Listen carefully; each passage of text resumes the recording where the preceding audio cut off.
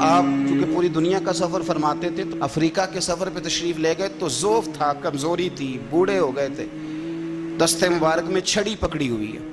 تو جہاز میں ذرا آگے بڑھنے لگے تو وہ ایئر ہوسٹس ہوتی ہیں نا، تو وہ آگے بڑھی کہ بابا جی کا ہاتھ پکڑ کے سیٹ نمبر دیکھ کے بٹھاتی ہوں. تو جب وہ آگے بڑھی تو آپ فرمانے لگے بیٹے آپ پیچھے ہٹ جاؤ، میں خود پہنچ جاؤں گا. تو کہنے لگی ذرا جملہ سننا، کہنے لگی ہمارا فرض ہے آنے والے مسافر کی خدمت کرنا، سہارا دینا، پہنچانا ہمارا فرض ہے.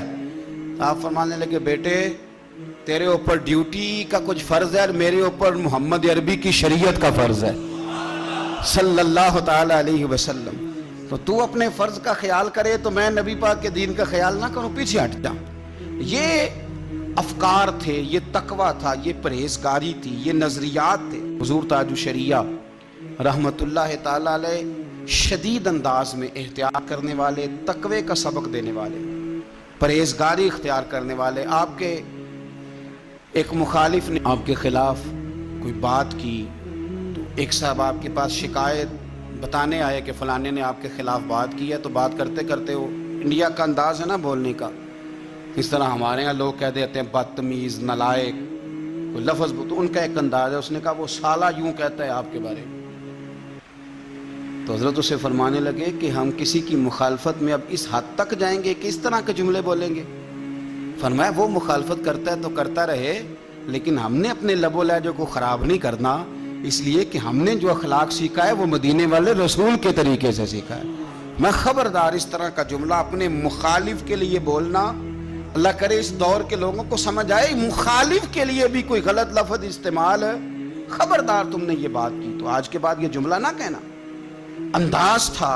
اور پھر اتنے بڑے عالم تھے، اتنے بڑے عالم کہ علماء جس مسئلے میں سمجھتے تھے کہ اب چارہ نہیں چلتا تو حضور تاج الشریعہ سے پوچھا کرتے تھے.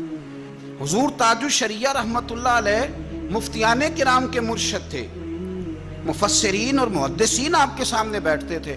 ایک دن آپ نے طالب علموں کو بخاری شریف کے سبق پڑھائے، اور ہم اس پیر کے مرید ہیں جو طریقت کے سبق بھی پڑھاتے تھے پر رسول اللہ کا دین بھی سارا پڑھایا کرتے تھے. تو حضرت ایک دن سبق پڑھایا تو ایک طالب علم بڑا لائق تھا، وہ 2-3 دن آیا نہیں.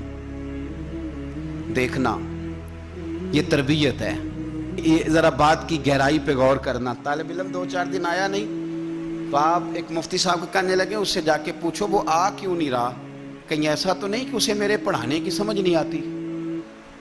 اسے کو اگر سمجھ نہیں آئی تو آئے میں کل زیادہ آسان کر کے پڑھاؤں گا. اس کو جا کے بتایا تو وہ طالب علم رو پڑا، کہنے لگا نہیں میری تو کوئی اور مجبوری تھی. لیکن حضرت کی عاجزی دیکھیں، یہاں لوگ اڑ نہیں جاتے.